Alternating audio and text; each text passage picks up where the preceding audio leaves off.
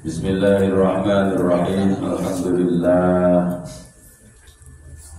Alhamdulillahi rabbil alamin. Wassalatu wassalamu ala sayyidil mursalin wa ala alihi wa ashabihi ajma'in. Qala subhanaka la ilma lana illa ma 'allamtana innaka antal alimul hakim. Tub alaina innaka antat tawwabur rahim. Wala haula wala quwwata illa billahil aliyyil azim. Wa ba'd. Anak-anak sekalian, kita akan lanjutkan pelajaran hadis kita pagi hari ini sampai di hadis yang kelima yang akan kita pelajari hari ini. Sebelum itu kalian buka hadis pertama sampai hadis yang keempat. Kita baca bersama-sama supaya kalian ingat kembali dan segera bisa hafal hadisnya. Bismillahirrahmanirrahim. Bismillahirrahmanirrahim. Ya, lanjut. Hadis 1. Hadis tentang menuntut ilmu. Utlubul ilma minal lahdi ilal lahdi. Artinya, tuntutlah ilmu dari buayan sampai ke liang lahat. Hadis itu talabul ilmi faridatun ala kulli muslimin. Artinya, menuntut ilmu wajib bagi setiap muslim. Hadis riwayat Ibnu Majah. Hadis 2. Hadis tentang keutamaan mempelajari Al-Quran. Khairukum man ta'allamal Qur'ana wa 'allamahu. Artinya, sebaik-baik kalian adalah orang yang mempelajari Al-Quran dan mengajarkannya. Hadis riwayat Bukhari. Hadis tentang niat. Innamal a'malu binniyati. Artinya, sesungguhnya amal itu tergantung niat. Hadis riwayat Bukhari dan Muslim. Hadis 4. Hadis tentang kasih sayang. Ma la yarham la yurham. Artinya, barang siapa tidak menyayangi tidak akan disayangi. Hadis riwayat Muslim. Baik, terima kasih. Saya berharap anak-anak betul-betul hafal. Ingat nanti menjelang semester hafalan seluruh hadis yang sudah kita pelajari. Tinggal nanti nyampe hadis yang keberapa, itulah yang nanti harus kalian hafal. Dan ujiannya cukup maju menghadap saya satu persatu menghafalkan hadis itu. Saya sampaikan sekarang di sini, jika orang tua kalian juga yang kebetulan mengikuti tayangan ini tahu bahwa punya kewajiban putranya untuk menghafalkan hadis-hadis yang sudah dipelajari. Baik anak-anak, kita akan lanjutkan hadis yang kelima. Silakan dibuka. Tentu harapan saya dengan hadis-hadis pendek yang saya tampilkan untuk kalian pelajari, kalian pahami, kalian hafalkan. Ini harapannya supaya mudah untuk dipraktekkan. Jangan hanya hafal di kepala, tapi betul-betul terwujud dalam setiap gerak-gerik perilaku kita. Kita lanjut hadis yang kelima. Bismillahirrahmanirrahim. Bismillahirrahmanirrahim. Hadis yang kelima. Hadis yang kelima. Hadis tentang kebersihan. Hadis tentang kebersihan. At-tahuru. At-tahuru. Syatrul iman. Syatrul iman. Diulang. At-tahuru.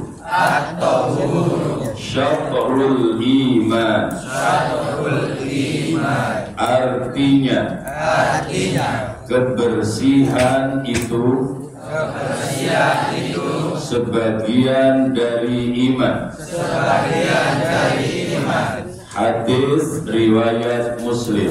Hadis riwayat Muslim. Baik, pahami.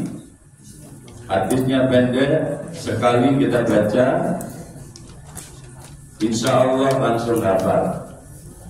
Coba diulang lagi bersama-sama. Bismillah. Bismillahirrahmanirrahim. Hadis kelima. Hadis tentang kebersihan. At-tahuru syatrul iman. Artinya kebersihan itu sebagian dari iman. Hadis riwayat Muslim. Baik, yang penting kalian pahami dari hadis ini, Rasulullah Shallallahu Alaihi Wasallam mengingatkan dan mengajarkan kepada kita tentang pentingnya hidup bersih,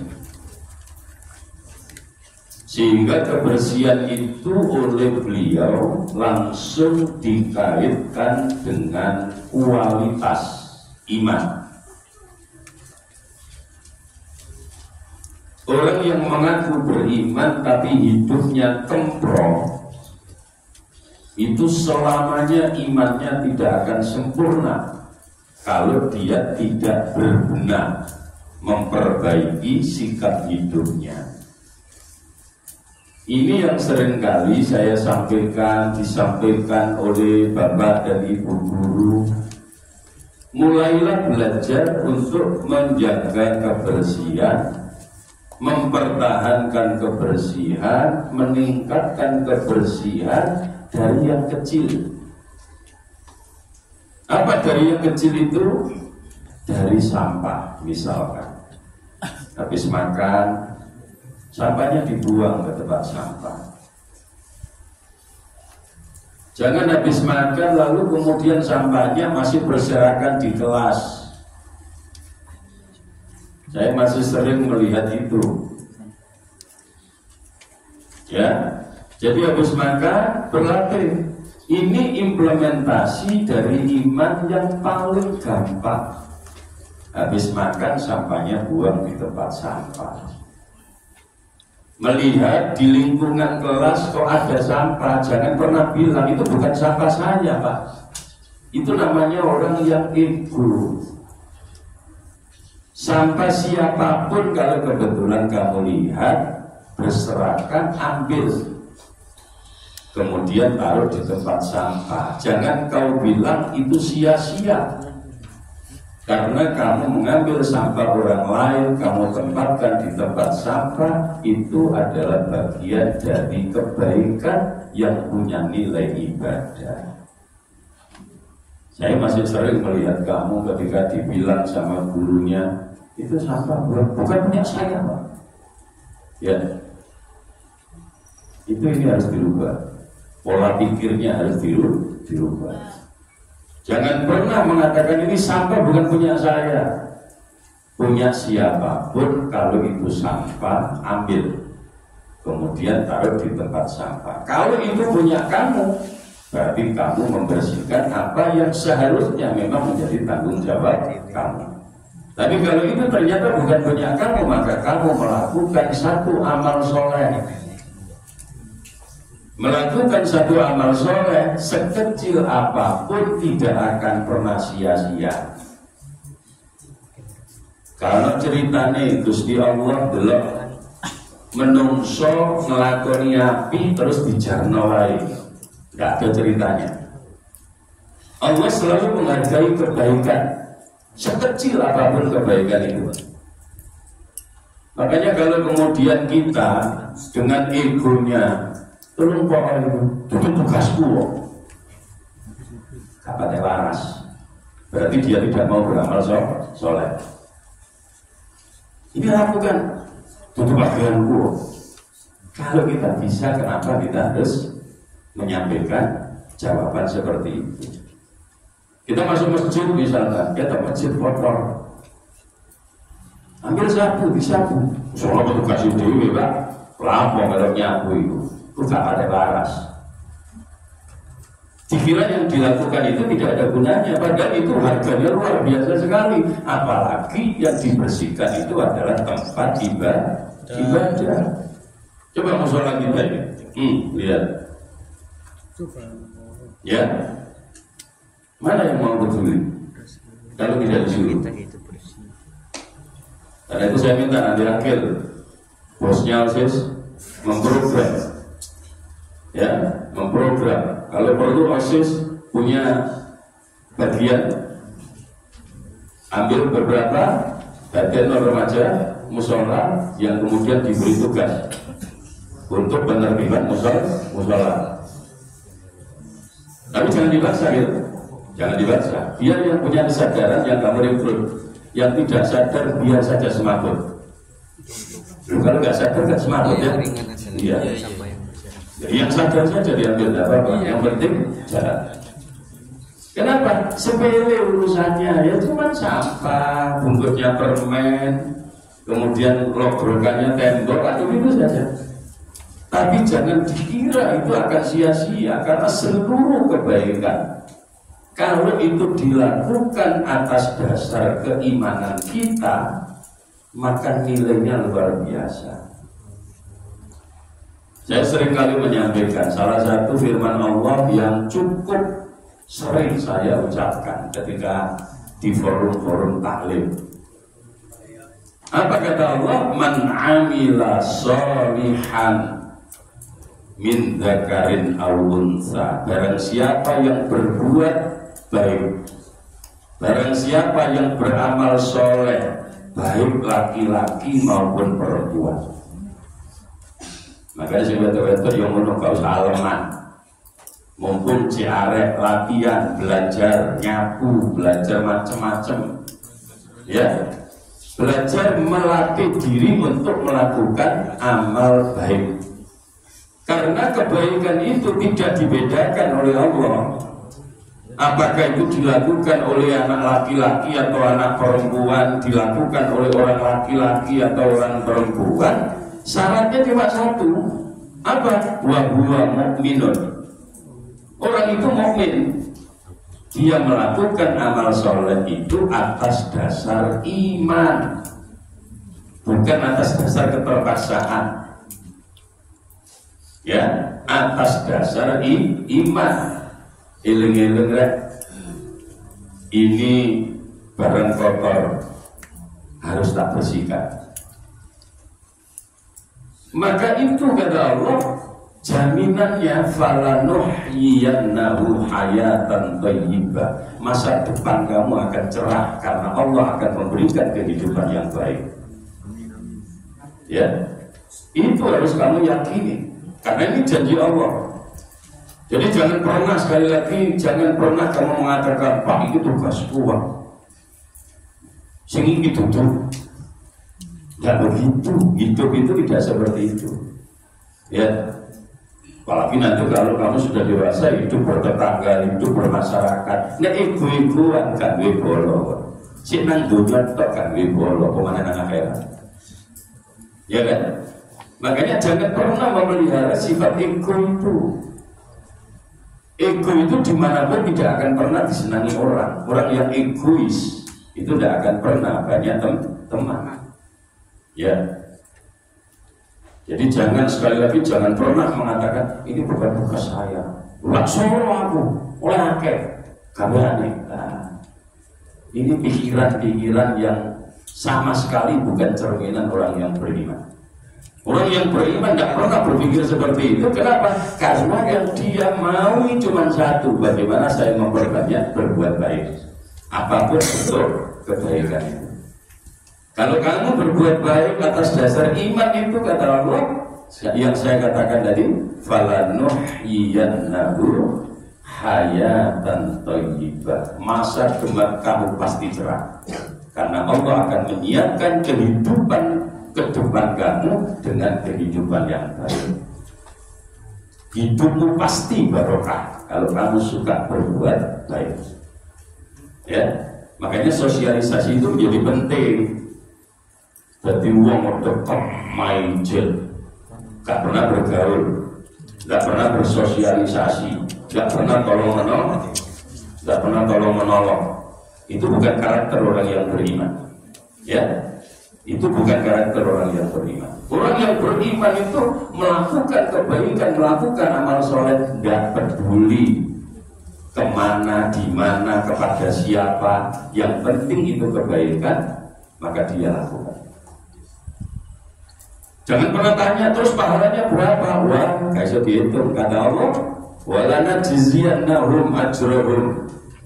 Allah akan memberikan balasan dengan balasan yang luar biasa. Balasan yang luar biasa itu kayak apa? Bi ahsani ma kanu ya'malun. Balasan yang disiapkan oleh Allah jauh lebih baik daripada apa yang kita lakukan. Ya, balasan Allah itu jauh lebih baik dari apa yang kita lakukan. Makanya anak-anak, para itu sering juga mengingatkan Bapak Ibu guru, kita bekerja tapi jangan punya mindset sebagai pekerja, karena kita tidak akan dapat apa-apa. Tapi kita bekerja apa? Kita bekerja sebagai bentuk pengabdian kita kepada Allah. Lewat kalau di sekolah, lewat dunia pendidikan. Jadi kayak hitung-hitungan. Nah, hitung-hitungan kalau ternyata dihitung dulu. Dan ini saya sampaikan biar juga menjadi modal kamu nanti ke depan. Jadi berbuat baik itu jangan menghitung untuk siapa, di mana, kemana, tidak begitu. Berbuat baik sebanyak-banyaknya sepanjang itu bisa kita lakukan. Ya. Ini penting sekali.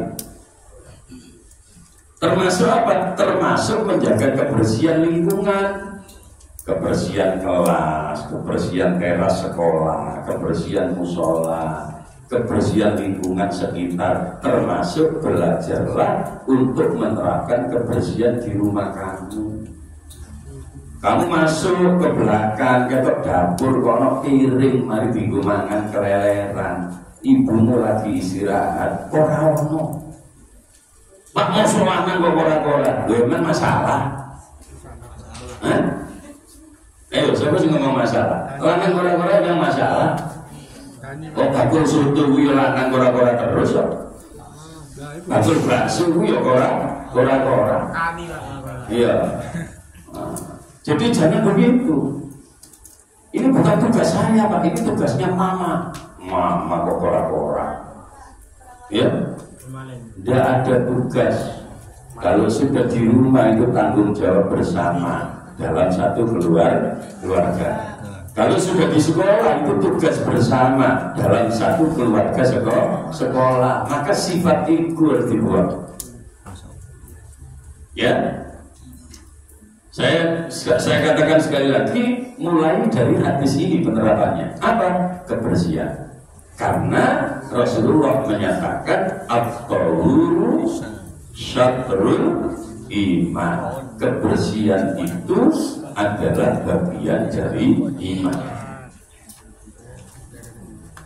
Mulainya dari yang paling kecil tadi. Mulai dari kebersihan zahir, itu tadi kebersihan lingkungan. Setelah itu kebersihan dirinya sendiri. Kebersihan fisik kita juga perlu. Kenapa? Karena itu juga bagian dari iman. Jadi ada kok kemplok kelam bisa minggu gak diumbah, saya kalau boleh pengomono. Atus saya belum guna pisan. Loro tak atus belum guna pisan. Untuk bola buka tapi ambune lu ketoro. Gak pada tahu atus. Orang Muslim tidak begitu. Orang Muslim itu tidak ada bau. Kenapa? Karena dia jaga kebersihannya. Ya, Muslim itu tidak mengenal bau, karena dia selalu menjaga diri supaya tidak sampai mengganggu orang lain. Kone ambu, iku ilmu kuat, tonggolmu sing sambat. Ya, wah ada kok ampak iku yang ngomong kok urip. Ya, loh ini penting lah. Ini penting sekali. Jadi kebersihan diri kita itu penting, kebersihan sekitar kita juga penting. Nanti secara bertahap seperti yang saya ajarkan di pelajaran tauhid, kebersihan jiwa. Ya, nah itu rotot dapur, nah itu artinya lebih berat. Saya tidak ngajak memulai dari sana dulu. Kenapa? Level kamu mulai dari yang paling bawah dulu. Kebersihan lingkungan rumah, kebersihan lingkungan sekolah, kebersihan diri kamu sendiri. Nanti secara bertahap kebersihan hati. Kenapa harus begitu, Pak? Supaya kita menjadi orang yang dicintai oleh Allah. Karena Al-Quran kan jelas, innallaha yuhibbut tawwabina wa yuhibbul mutatahhirin. Innallaha, sesungguhnya Allah itu yuhibbut tawwabina. Allah itu cinta kepada orang-orang yang mau bertaubat. Taubat itu jangan dibayangkan dengan dosa besar. Bertaubat dari kesalahan kecil dulu. Yang biasa sekolah telat-telat baik, saya tobat, bis kapan telat, boleh diancam jangan di metal. Alhamdulillah, lumayan, walaupun terpaksa. Ya kan? Iya. Lumayan walaupun terpaksa, tapi sudah mulai. Ya. Nanti ditingkatkan lagi. Jadi bertobat dari hal-hal yang kecil yang jelek kita rubah. Ya. Kita rubah. Nanti kalau sudah terbiasa begitu, maka kita akan selalu belajar untuk meninggalkan apa-apa yang salah di hari-hari yang lalu untuk kita perbaiki di hari-hari yang akan datang. Itu maknanya tobat. Tobat itu menghentikan kejelekan. Ya. Nah, kayak ini baik diterang cek ngomong baik. Masih kalau inung, lu cek turun tobat jenenge. Turun tobat. Begini cek ngono. Itu berarti turun tobat. Ya.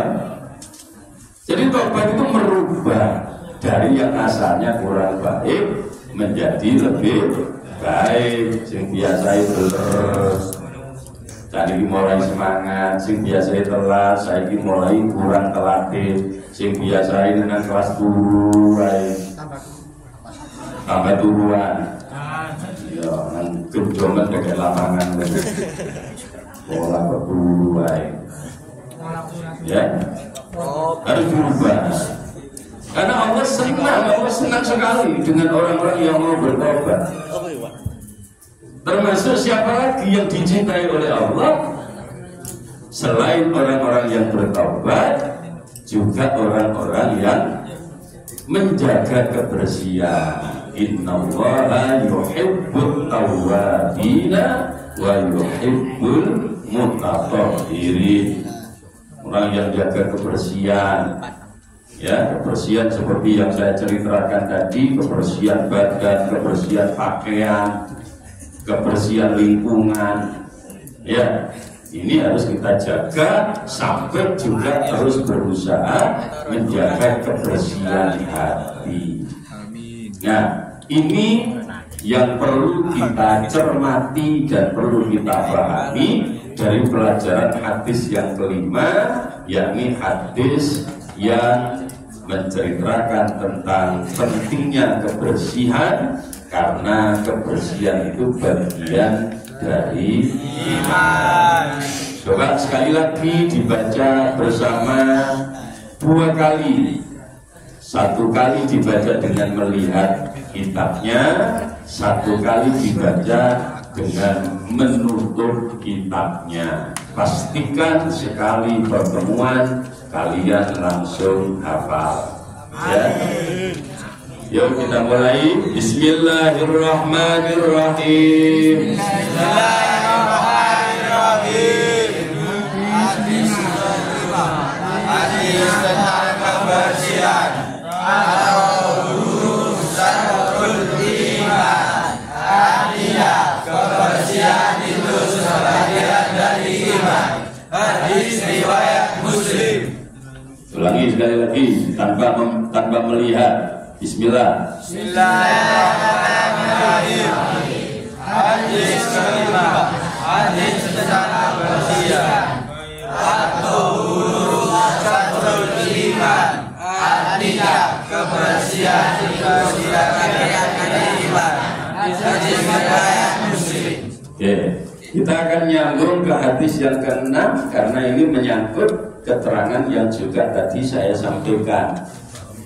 Kita ikuti hadis yang ke-6. Bismillahirrahmanirrahim. Bismillahirrahmanirrahim. Hadis yang ke-6.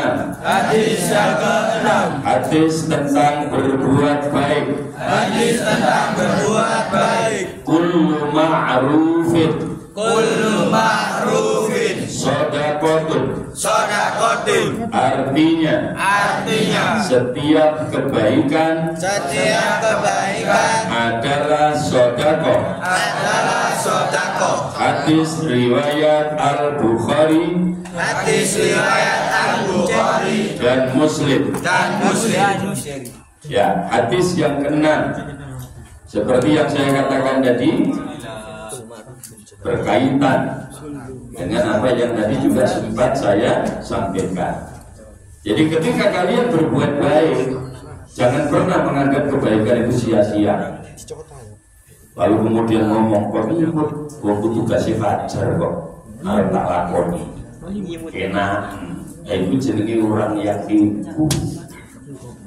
Ya, lapor imut itu tugasnya ketua OSIS kok. Lapor tak lakoni. Ya, tidak seperti itu. Kenapa? Karena kata Rasulullah, kullu ma'rufin, setiap kebaikan adalah sedekah. Setiap kebaikan yang kita lakukan itu sedekah, itu jadi sedekah. Kalau itu tugas kita, maka berarti kita menunaikan apa yang menjadi kewajiban kita. Kalau itu bukan bagian dari tugas kita, maka itu sedekah buat kita. Makanya mulai sekarang harus dilatih mental untuk selalu berbuat baik kepada siapapun, berbuat baik dimanapun, berbuat baik kapanpun. Ya, jangan malah sing asale api terus ketularan sing gak ada api.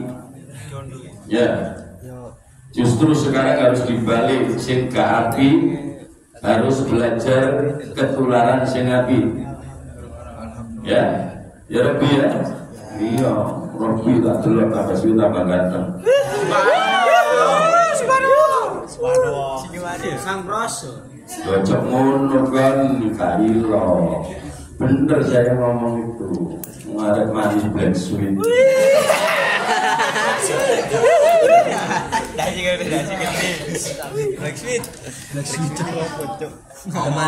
Jadi berbuat baik itu sama sekali tidak ada ruginya.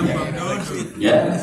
Nah, ini harus kamu ucapkan betul di hati kalian sehingga di setiap hari kalian mengingat-ingat itu, kemudian mempraktekkan baik dalam kehidupan di rumah kalian bersama keluarga maupun dalam kehidupan belajar di sekolah.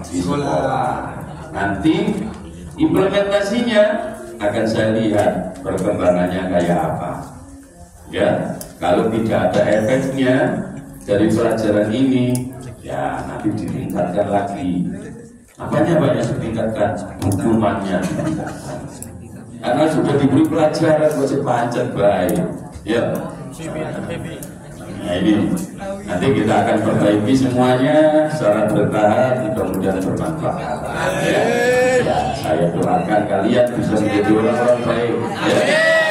Orang baik, orang sukses di dunia sampai di akhir. Amin.